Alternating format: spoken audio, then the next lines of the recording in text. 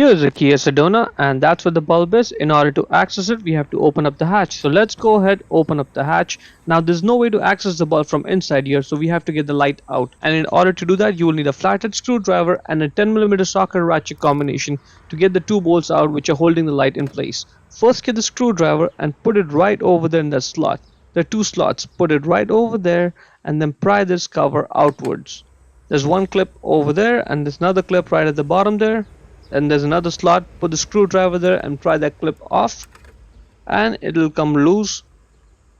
Good. At this point just put your hand right there behind it and then grab it, twist it a little bit and then pull it out. It'll come right out. Those are the two clips that we took off using the screwdriver, and these two tabs, they go in there, 1 and 2. Good. Now set it aside. And now let's go ahead and get those 10mm bolts off using the socket ratchet combination. Take them out and keep them somewhere safe. Now grab the light and first just rock it loose. It's gonna slide out straight to the back, but first rock it loose, and now we will try and slide it out.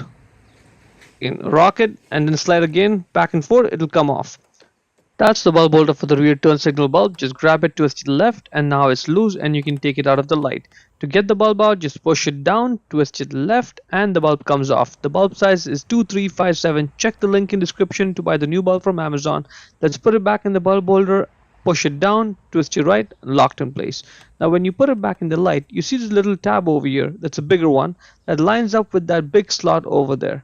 So line it up and then put the bulb holder back in. So that way when you put it in, it just drops right in. Or else you'll be spending a few seconds twisting and turning, getting it to line up and drop in. So once it drops in, just twist your right to lock it and you are done.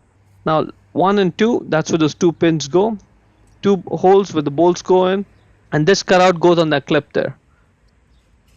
So get this light back in place and focus on the front edge where that cutout was.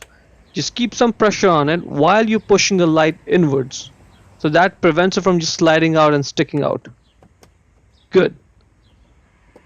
Now let's just get those bolts back in and then let's tighten them down one by one.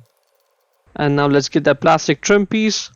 Let's just focus on those two tabs, get them in position and push it in, and those two little clips that we took out using the screwdriver, just press them back in, and that is pretty much it. Hope you found it useful. Before we go, let me give a quick shout out to Naya Motors Inc. for letting us use the car today to film the videos. They are a used car dealer here in Ottawa, Canada. Check out the link in the description for their entire inventory.